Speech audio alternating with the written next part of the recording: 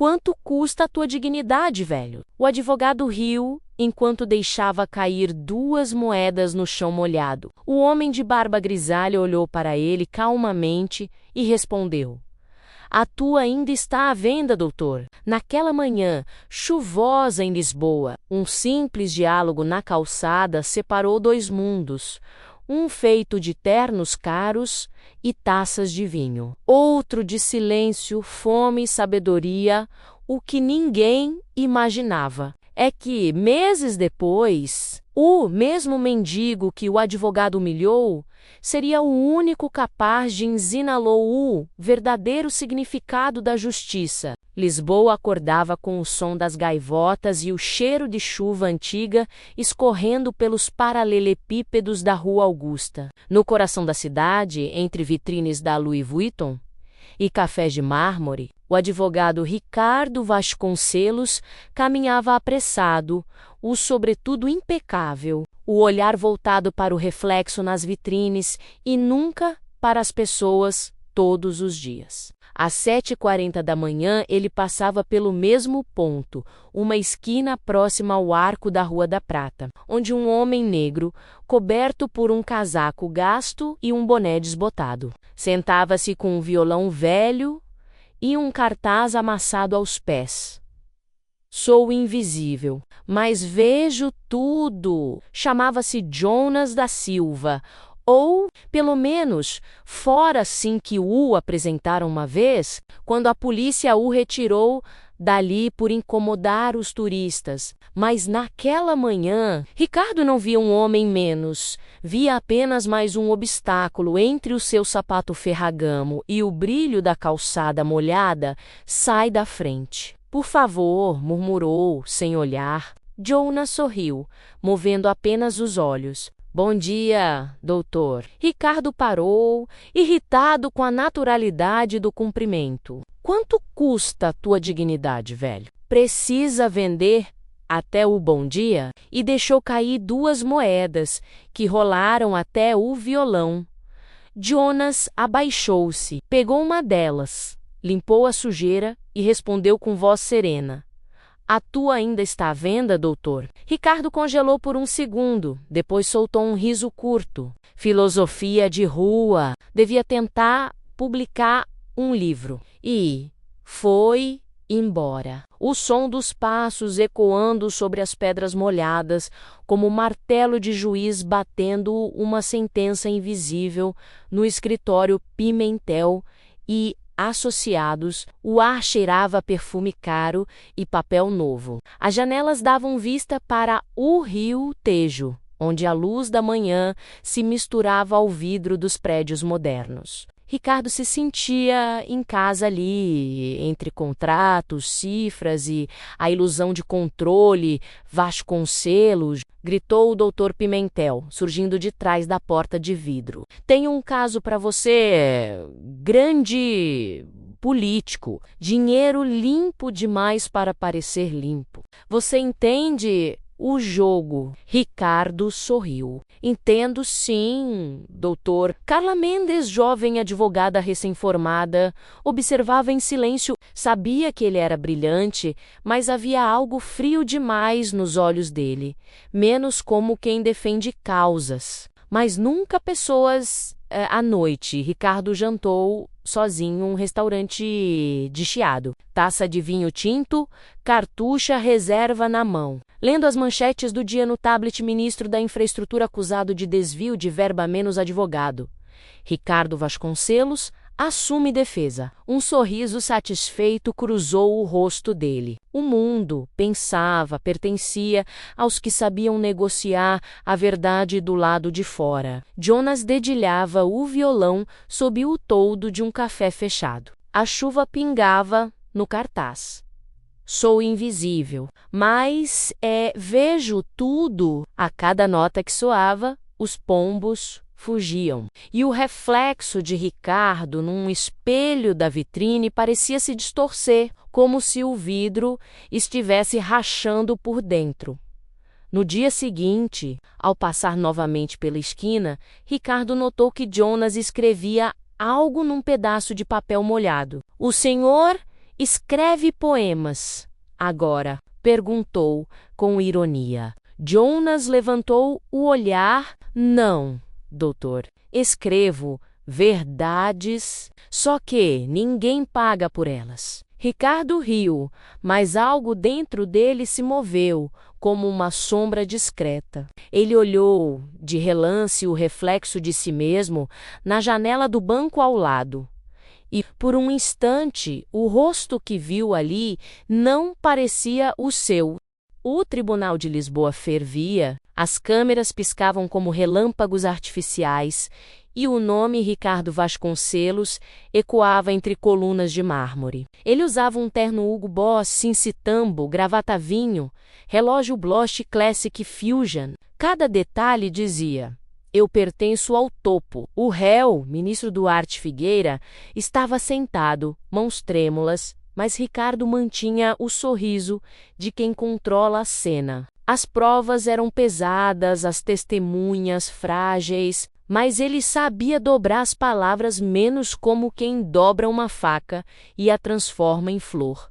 Excelência, disse com voz firme, o meu cliente não desviou nada. Ele apenas administrou o que o Estado negligenciou. Silêncio! A juíza ergueu o olhar. Ricardo sentiu o peso da vitória antes mesmo da sentença. E minutos depois, ouviu o som doce do martelo. O tribunal absolve o réu por falta de provas. Lá fora, flashes, aplausos, abraços. O ministro enfiou discretamente um envelope pardo na pasta de Ricardo. Ele não hesitou, apenas sorriu. A ética, para ele, era um luxo menos como os charutos cubanos que fumava aos domingos. Ao cair da tarde, saiu do prédio, terno perfeito, ego inflado, mas ao virar a esquina, o viu Jonas sentado na mesma calçada, violão no colo, olhos parados nele como um espelho. Ganhou de novo, doutor? Claro. É para isso que me pagam. Jonas assentiu devagar. Engraçado, eu achava que justiça não se ganhava, apenas se reconhecia. Ricardo parou, um segundo apenas, antes de rir. Você devia escrever frases de autoajuda. Daria mais dinheiro do que pedir esmola. Mas a risada soou oca, quase nervosa. Ele entrou no carro, ligou o motor do Auditron e o som do violão atrás dele misturou-se ao chiado dos pneus na rua molhada, naquela noite. Ricardo sonhou com um tribunal diferente. Não havia luzes, nem juízes, nem câmeras, apenas ele, de pé, diante de um público invisível. E na mesa, em vez de processos, havia espelhos. No centro, Jonas, vestindo um terno escuro, martelo nas mãos. Ricardo Vasconcelos, disse o homem do sonho.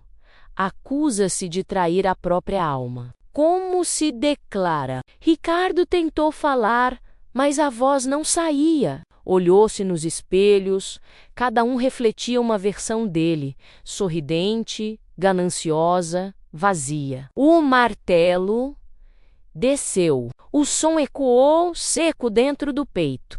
Ele acordou suando, o coração aos pulos, o relógio Bloch marcando 3h14 da manhã. No criado mudo, o envelope do ministro ainda estava lá. Abriu, notas de euro brilhando como tentação. Por um instante, pensou em jogá-las fora. Mas, ao amanhecer, guardou-as discretamente na gaveta menos e foi trabalhar como se nada tivesse acontecido na esquina. Jonas dedilhava acordes lentos. Doutor, dormiu bem? Não é da sua conta? Jonas sorriu. Mas é porque quem vende o sono sempre acaba comprando culpa. Ricardo apressou o passo, perturbado. Não queria admitir que, no fundo, cada palavra do mendigo parecia atravessar o ar como um veredito silencioso. E, enquanto subia as escadas do escritório, viu de novo o próprio reflexo no espelho da recepção, dessa vez com uma rachadura que não estava ali ontem. A manhã começou com trovões sobre Lisboa. As nuvens cobriam o Parque das Nações como se o céu também quisesse esconder a vergonha da cidade. Ricardo desceu do Odi-Tron. O rosto frio, o terno impecável menos, mas algo no ar cheirava a ruína. O saguão do escritório estava tomado por murmúrios, olhares desviados, celulares escondidos. Carla se aproximou, a voz trêmula. Ricardo, saiu na imprensa o quê? Os e-mails, as provas do suborno. Alguém vazou tudo. Ele riu, incrédulo, mas no celular as manchetes gritavam: advogado renomado é acusado de corrupção em caso ministerial. Envelope de euros liga Vasconcelos a pagamento ilegal. As letras pareciam perfurar o peito dele. O doutor Pimentel surgiu na porta, tenso. Não posso protegê-lo. A firma tem reputação. Entregue o crachá, por favor. O silêncio que seguiu foi mais cruel que qualquer sentença. Ricardo tirou o crachá, o anel, o relógio, o blote, menos como se arrancasse pedaços da própria identidade. Deixou tudo sobre a mesa. O som metálico do relógio batendo no vidro ecoou pelo corredor. Lá fora, chuva. O vento soprava papéis pelas calçadas. Jornalistas o cercaram como abutres. Doutor Vasconcelos, confirma o recebimento de suborno? Vai responder às acusações? Os flashes o cegavam e por um instante ele pensou em gritar, em explicar, mas percebeu que ninguém queria a verdade, queriam sangue. Correu até a garagem, encharcado, mãos tremendo. Entrou no carro, mas não ligou o motor. Ficou apenas ali, olhando o próprio reflexo no retrovisor. Um homem sem rosto. Quando o combustível da arrogância acabou, restou o silêncio. E no silêncio, o som da chuva parecia dizer: agora, escuta. Horas depois, sem rumo, Ricardo caminhou pela Avenida da Liberdade. O vento frio cortava como lâmina. As vitrines brilhavam com roupas que ele não podia mais comprar. Cada reflexo o acusava. Foi então que o viu, Jonas, sentado sob a marquise de um prédio antigo, o violão no colo, coberto por uma manta de jornal. Os olhos dele, calmos, pareciam atravessar o caos. Vejo que hoje foi você quem perdeu o tribunal. Doutor, disse Jonas, sem sarcasmo. Ricardo parou, molhado, exausto, vazio. Não vim pedir nada. Jonas fez um gesto, indicando o chão ao lado. Sente-se. Às vezes o que a gente precisa é apenas ser ouvido. Ricardo hesitou, mas entou. A pedra fria colou na pele. Jonas tirou do bolso um pedaço de pão e o partiu ao meio. Quer? Não. Então, coma por orgulho. O orgulho também tem fome. Os dois comeram em silêncio. Ao redor, carros passavam. Indiferentes, Ricardo olhou as mãos menos antes seguras, agora sujas de chuva e pó. Sabe o que é perder tudo? Jonas respondeu, sim. Foi assim que aprendi a ver. Por um momento, o advogado sentiu algo novo. Não piedade, mas uma espécie de espelho sendo limpo. E quando Jonas começou a tocar violão, cada nota soava como um julgamento sem palavras. As lágrimas vieram sem aviso. Misturaram-se à chuva, caindo sobre o chão sujo da cidade que nunca olha para baixo. Jonas continuou a tocar e disse apenas: não é o fim, doutor. É o começo da sentença certa. Naquela noite, Ricardo dormiu num abrigo pela primeira vez. No escuro, entre colchões velhos e cheiro de sopa fria, ele ouviu o vento entrar pelas frestas da janela a menos e, pela primeira vez, não teve medo do som da chuva. O inverno se instalara de vez em Lisboa, as manhãs tinham cheiro de ferrugem e café barato, e o sol parecia ter esquecido o caminho de volta. Ricardo agora morava num pequeno quarto alugado na Graça, com paredes úmidas e uma janela que dava para o telhado de zinco. Cada manhã começava com o mesmo som, menos o violão de Jonas tocando acordes tristes, vindos da rua lá embaixo. Foi numa dessas manhãs que Ricardo o viu escrevendo num caderno velho, de capa azul rasgado nas bordas. O que é isso, Jonas? Um diário, respondeu ele sem parar de escrever. Não é para lembrar o que vivi, é para não esquecer o que aprendi. Ricardo sorriu de leve. E o que aprendeu? Jonas levantou o olhar. Que a verdade só é perigosa quando é dita pelos pobres. Essas palavras ficaram na cabeça de Ricardo por dias. Ele começou a observar o amigo com curiosidade, menos as mãos firmes, o olhar culto, o vocabulário preciso. Nada nele lembrava um mendigo. Uma tarde, enquanto Jonas saía para buscar sopa, o vento entrou pela janela e virou o caderno sobre a cama. Ricardo tentou fechá-lo, mas um papel dobrado caiu no chão. Era uma fotografia antiga. Jonas, mais jovem, vestindo terno. Ao lado de alunos sorridentes, menos a legenda dizia: Professor Jonas da Silva, menos Faculdade de Filosofia de Coimbra. O choque foi imediato. Ricardo folheou o diário. E as palavras ali eram de um homem instruído, ferido, mas lúcido. Em uma das páginas, leu: Em 2008, fui acusado de roubo de documentos universitários. O verdadeiro culpado era o filho do reitor. A polícia acreditou nele, não em mim. 4 anos de prisão. Quando saí, o mundo já tinha esquecido o meu nome. Ricardo deixou o caderno cair. A cabeça girava. A injustiça tinha nome, rosto e cor. Jonas não era apenas um homem sem teto. Era uma vítima do mesmo sistema que ele. Ricardo sustentava. Naquela noite, ele esperou Jonas voltar. Porque nunca me contou. Jonas acendeu um cigarro barato, olhou o vazio. Porque a dor, doutor, quando repetida, vira espetáculo. E eu não quero piedade. Mas o senhor podia ter lutado. Contra quem? Contra a cor do meu rosto, contra o silêncio das provas, contra o medo de quem prefere não enxergar. Ricardo não respondeu. O silêncio entre eles era mais denso que o ar da noite. Então Jonas tirou do bolso um pedaço de papel menos amassado, rasgado, quase ilegível. É o único registro que restou do meu processo. O resto sumiu nos arquivos. Ricardo pegou o papel com cuidado.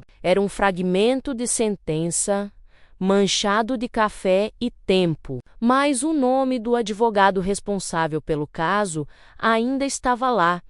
Doutor Henrique Pimentel. O coração de Ricardo apertou. Pimentel, meu antigo chefe. Jonas assentiu. Ele me condenou. E hoje forma advogados como você. Naquela madrugada, Ricardo não dormiu. Ficou lendo e relendo o diário, linha por linha. Cada palavra era uma ferida aberta da sociedade que ele havia servido. E ao amanhecer, tomou a decisão que mudaria tudo.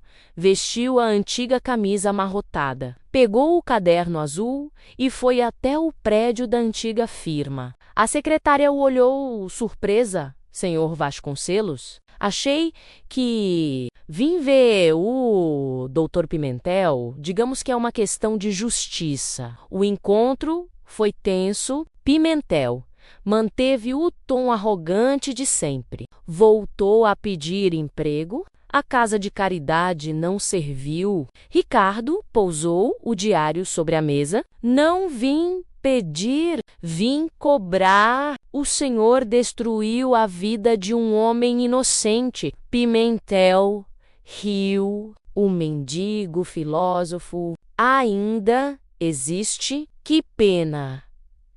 Pensei que já tivesse morrido. Ricardo apertou o punho, mas se conteve. O senhor vai reabrir o caso? Eu mesmo levarei aos jornais, se for preciso. E quem vai te ouvir, Vasconcelos? Você perdeu tudo. É só mais um homem gritando no escuro. Ricardo se levantou, a voz firme.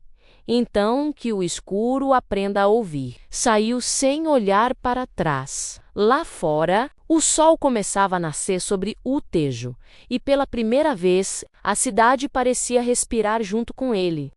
O outono chegou com ventos leves sobre Lisboa. Os jacarandás da Avenida da Liberdade deixavam flores roxas caírem, como cinzas de um tempo que se despedia. Ricardo caminhava com passos firmes, o velho caderno azul nas mãos. Carla Mendes o acompanhava, silenciosa, com um maço de documentos. Era o dia da audiência que ele mesmo provocara menos.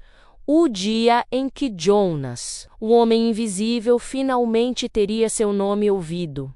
O tribunal estava quase vazio. Pimentel não compareceu, mas o juiz, um homem grisalho de olhar cansado, aceitou ouvir o caso. Ricardo apresentou o diário, as cópias do processo antigo, as testemunhas esquecidas, falava com calma, sem raiva, menos como quem reza. Excelência, este homem foi condenado por existir da forma errada. O crime dele não foi roubo, foi cor, pobreza e sabedoria demais para caber num sistema cego. O juiz o observou longamente. Silêncio, o som de páginas virando, o vento batendo na janela. Carla segurava as lágrimas quando o martelo desceu. A sentença era simples, quase poética. O tribunal reconhece o erro. O nome de Jonas da Silva será reabilitado. Justiça tardia, mas ainda justiça. Mas Jonas não estava ali para ouvir naquela manhã. Enquanto Ricardo se preparava para o tribunal, Jonas havia dormido sob o viaduto e não acordara mais. O frio da madrugada foi mais rápido que a redenção dos homens. A polícia o encontrara com o violão ao lado e o caderno faltando a última página. Ricardo foi ao necrotério. O corpo parecia tranquilo, quase sereno. Na mão dele, amassada, estava a folha final do diário. Com letras trêmulas, Jonas escrevera: "A justiça não mora nos tribunais. Mora nos olhos de quem ainda tem coragem de ver." Ricardo leu em silêncio, sentindo o peso das palavras. Depois fechou o diário e o levou consigo. No funeral simples, ao lado de 3 desconhecidos e uma chuva fina, ele colocou o caderno sobre o caixão. "Você me ensinou mais do que todos os livros, Jonas, agora. Eu vejo..." Semanas depois, ele renunciou à carreira de advogado corporativo. Vendeu o carro, o relógio, os ternos caros. Com a ajuda de Carla, fundou um pequeno centro jurídico gratuito no bairro Mouraria, voltado para jovens negros e imigrantes sem recursos. As paredes eram simples, mas havia algo sagrado naquelas mesas de madeira velha. No primeiro dia de aula, Ricardo pendurou na parede uma frase escrita à mão: "A justiça começa onde termina o medo." Os alunos entraram menos meninas e meninos de sotaques mistos, olhos curiosos, sonhos frágeis, e, entre eles, um garoto negro se aproximou do violão encostado no canto. "Posso tocar?" Ricardo sorriu. "É para isso que está aqui?" O som das cordas encheu o pequeno espaço com uma melodia familiar. Ricardo fechou os olhos e, por um instante, o viu Jonas, sentado à janela, o mesmo olhar calmo, o mesmo sorriso, leve, como se dissesse: "Agora sim, doutor." Do lado de fora, Lisboa respirava sob a luz dourada do entardecer. Os sinos da igreja tocaram, e o Tejo refletiu um brilho suave, como um espelho limpo. Ricardo caminhou até o corredor. Parou diante de um espelho rachado preso na parede, o mesmo que havia trazido de seu antigo escritório. Passou um pano lentamente até ver o próprio rosto, e pela primeira vez em anos, o homem do reflexo o olhou de volta, menos sem medo. Sem máscara,